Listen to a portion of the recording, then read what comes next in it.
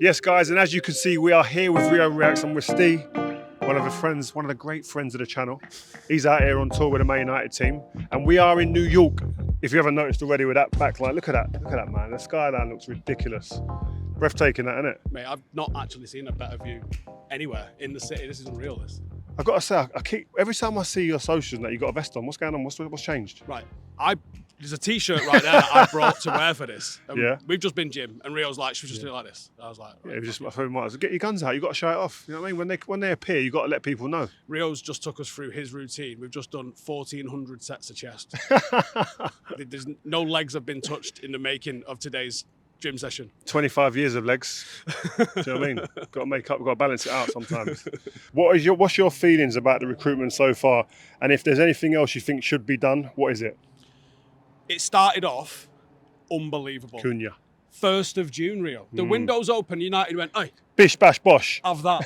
And I was like, oh my God, the next day it was like, we've put a bid in for Mbeumo. How'd you like them apples? And we're like, oh my, then it took 6 weeks before we got that one over the line. But does it matter how long it takes? It doesn't. As long as it gets done? It felt like we had momentum, and then it felt like we really lost. Gee, I don't understand why, just because it took a little bit longer to do, that is actually big, it puts a dampener on everything. We went for a player. Well, we got him before pre-season. Yeah. So that is all that matters. That's what I don't understand. I think it was because we knew we needed to shift about 27 players, and we ain't shifted 27 players. Yeah. So I think it was more the case of it felt like nothing was happening. And I know, and you know, there was not a chance that nothing was happening, that they would have been busy. And also the club has to change its perception of itself. Like Manchester United are seen as a soft touch in a transfer market. You don't pay anything for the players, and you absolutely tan their ass when they're trying to sign yours. And they have to change that.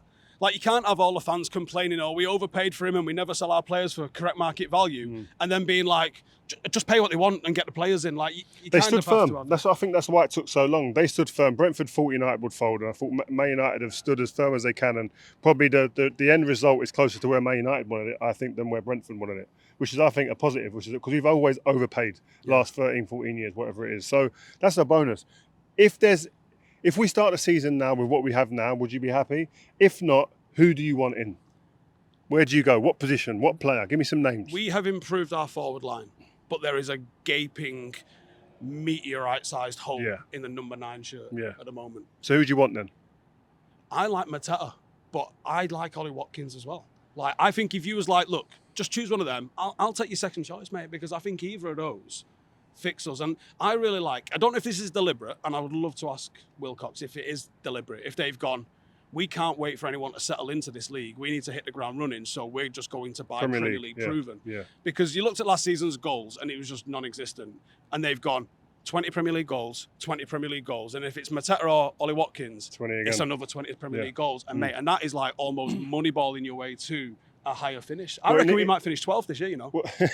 What it does is it negates the risk to a certain extent. Yeah. You ain't worrying about adaptation to the league and culture, new environment, etc. Wait, hang on, actually. You've asked me what I think we need. Yeah. What do you think we need?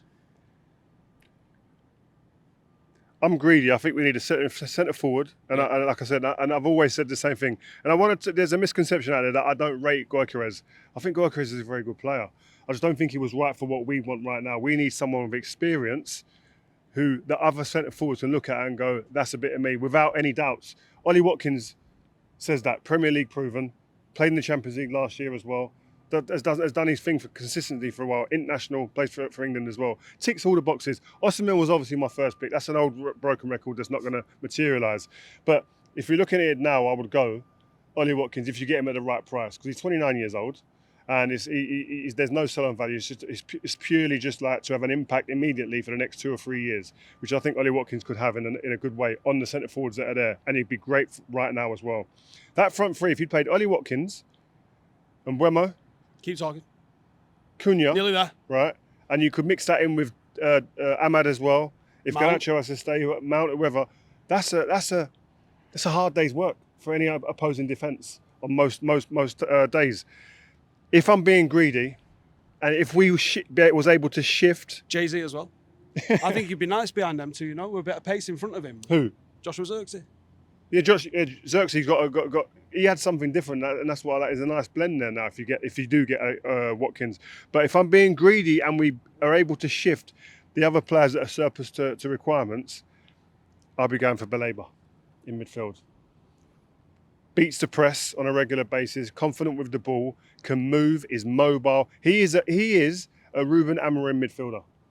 Well, I'm going to be real with you here. I don't think I know enough about how this 3-4-3 system works. And if we were in press conference this week, if I get the opportunity, I'm going to ask Ruben Amorim to explain to me the characteristics he's looking for out of those two sixes, because I think I'm still Did you not watch his sporting team?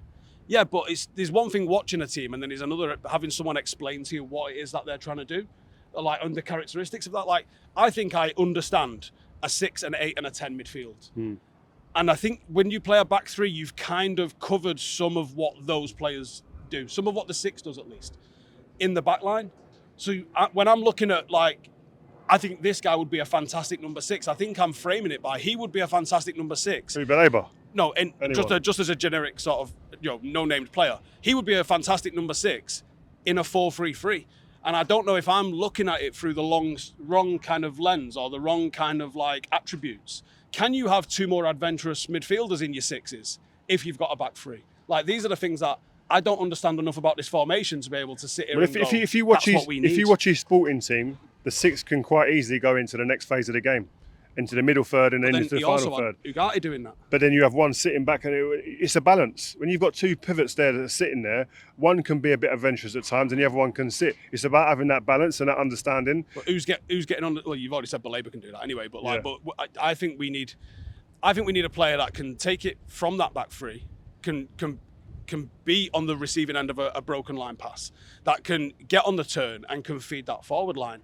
But when I look at the characteristics of all of our midfielders, we've got nobody, including Ugarte, I think to a greater or lesser extent. I don't think we've got anybody that naturally fits those 2 positions. I think we've got loads of midfielders with loads of different characteristics, but none of them are natural. Yeah, Casemiro and Ugarte, different ages, different end of the spectrum in terms of career-wise, but probably do similar. They receive the ball okay. They're not great at they're more about blocking and stopping. They're not the people that are going to transfer the ball into the 10 or the attacking players as crisply. Can Mainoo do that? That's where I think Mainoo comes in. Can he do that? Does he want to do that? Is the manager asking him to do that? That's the thing. I would be trying to mould him to do that, because I think he could do that easily. And then he can easily, and when you're talking about balance, he can easily pivot into the 8 at times and then come back as a 6, but be the more dominant one who moves into the 8 position. And then Bruno. And then you've got Bruno who can do that role. You can put Bruno in there and he can do that anywhere in certain games, but I'd rather see Bruno higher up the pitch. Bruno higher. This is my thing, man. Like, you've got all of these midfielders that have got, some of them are like Casemiro towards the back end of last season was ridiculous, unplayable. Yeah. And at times I think Ugarte is, in that singular kind of just smash things and win the ball and then give it someone else kind of role. I thought he was excellent at times. I think when he starts to overplay is when he kind of unravels a little bit.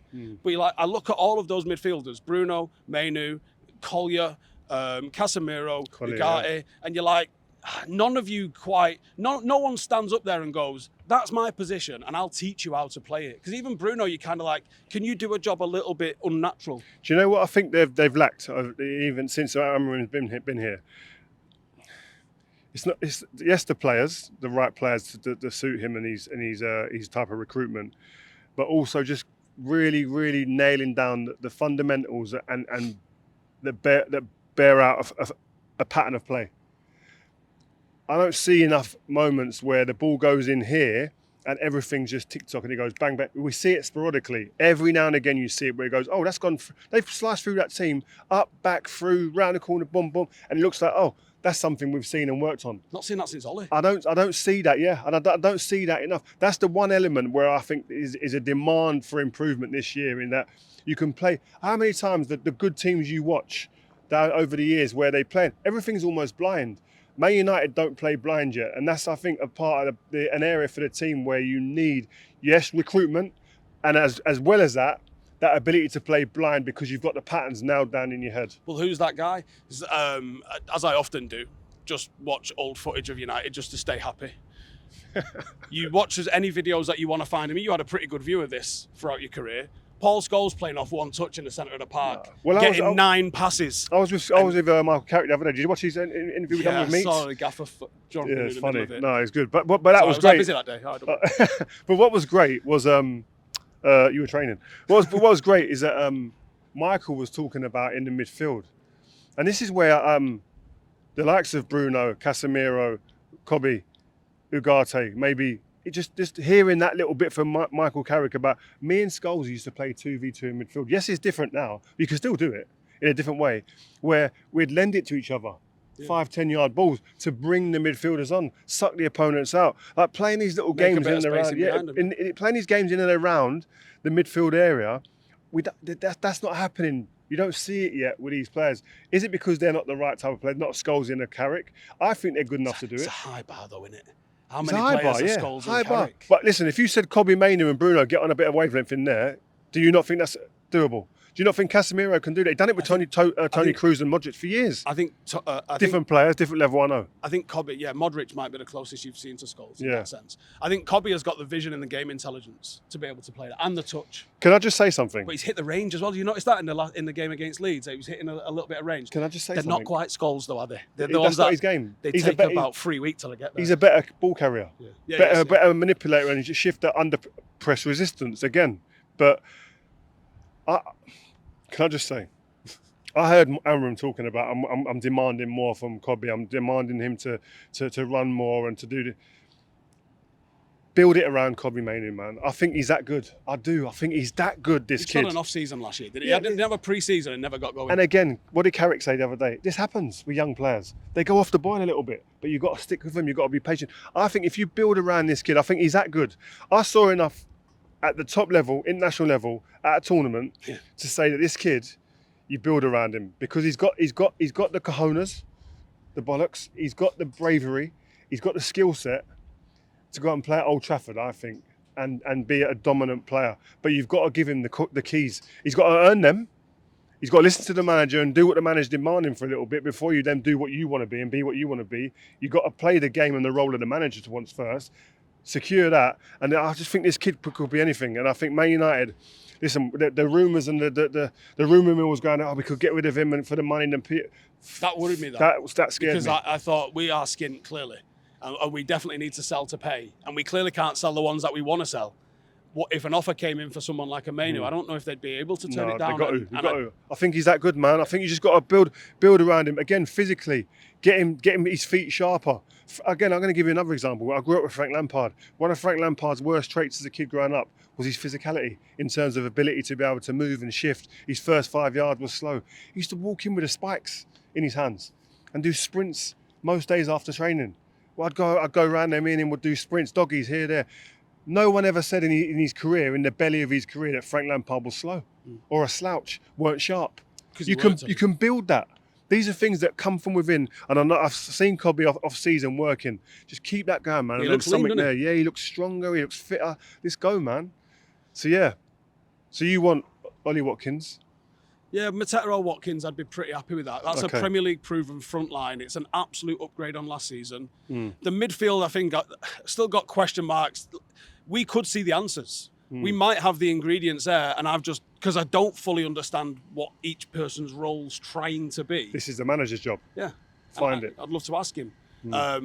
I could, if I was greedy, I could still want a right wing back. Because Dalot was awful, I thought, last season. I think he's got a great attitude, but I thought he just looked like he didn't know how to play that position, which is weird because he's played that position before.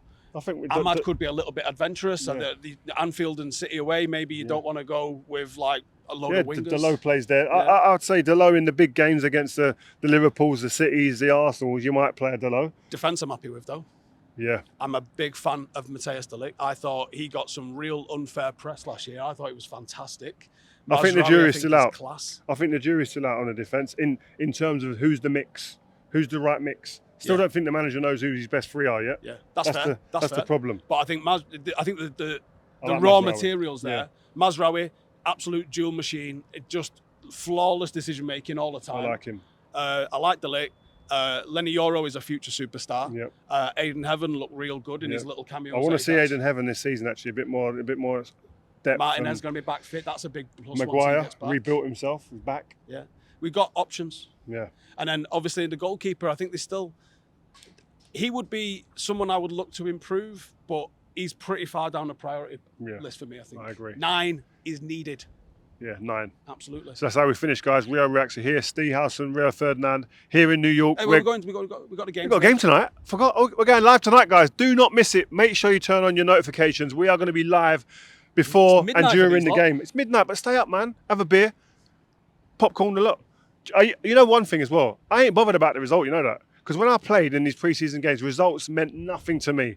And I'm sure these guys will be the same. It's about minutes in the bank. Get your minutes in, performance, getting the patterns going. But the main thing for me, it's different for me probably because we had the patterns nailed down anyway.